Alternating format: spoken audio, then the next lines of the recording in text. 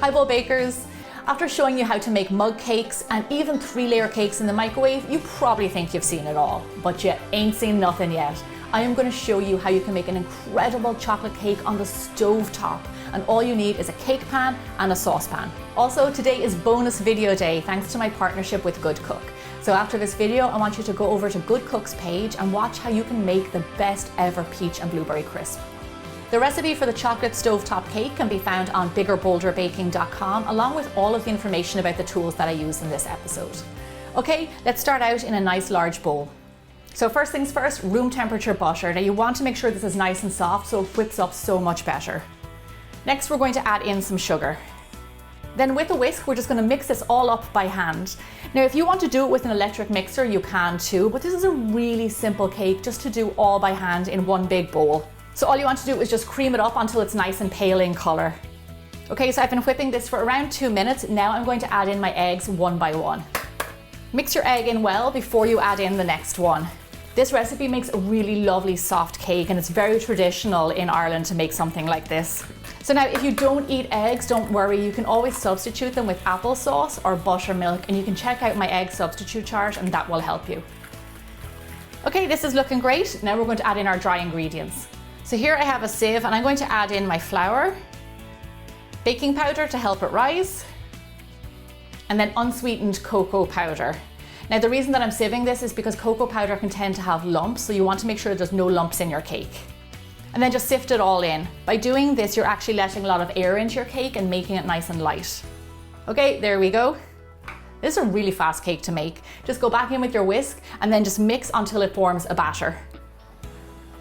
So our cake is looking great. Now here is my cake pan. This is a GoodCook 9-inch round cake pan. This is a really important piece of kitchen equipment because I use it a lot. 9 inches is pretty standard. So there's a link on my website of where you can buy these, and they're really inexpensive and great to have. So I'm going to fill up my cake batter into my greased and lined cake pan. And then with a spatula, I'm just going to spread it out to make it as even as possible. Fantastic. Okay, lovely, and remember this will even itself out once it's cooked. So now, the cooking part. This is the fun part. So here I have a GoodCook classic 11-inch saute pan with lid, and this is what we're going to cook our cake in. So into this, I'm going to place in a very shallow plate, and then on top of that, I'm going to pour in some water just until it comes to the top of the plate. And then on with our lid, and then I'm going to turn it on to a medium heat and let it slowly come to a simmer. So a few important tips. Make sure you use a nice deep saucepan so it gives your cake space to rise. Also make sure you put the plate in there so your cake is not sitting on the bottom of the saucepan. Also another thing, keep an eye on the level of water, and if you need to add a little bit more, feel free to do so. So now you just want to leave it simmering away gently here for around 25 to 30 minutes or so, and you'll notice because your cake will rise up nice and big. So it's just gone 30 minutes and my cake is done. Brace yourself, prepare to be wowed. Look at that, can you believe that? Look how great it looks. So just turn off the heat, and then wearing oven mitts, you want to be careful here. Very gently take it out. So how you can tell it's done, if you press down on the top and you can feel it's firm underneath your finger. Now I'm just going to set this aside, let it cool down, and then I'm going to show you a really fun way to decorate it. So my cake has completely cooled and I put it onto my serving platter. Now check this out. I have a piece of lace with a really lovely pattern on it. It has flowers and really nice design.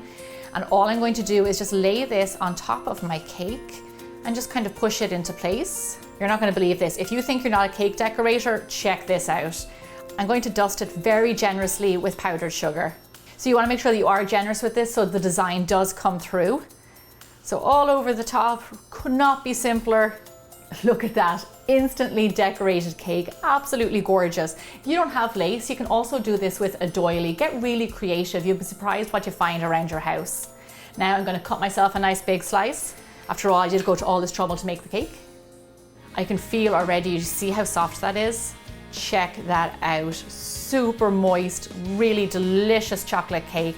Now you can serve this with ganache, chocolate sauce, you can have it simply with some cream, whatever you like. I would be so bold to say that this might be the best chocolate cake I have ever made. It is really rich, it's nice and thick and cakey. It is melt in your mouth, absolutely delicious.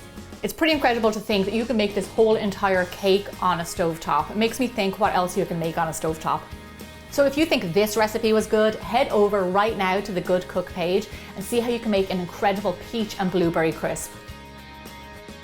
As always, thank you so much for watching, and I'll see you back here really soon for more bigger, bolder baking.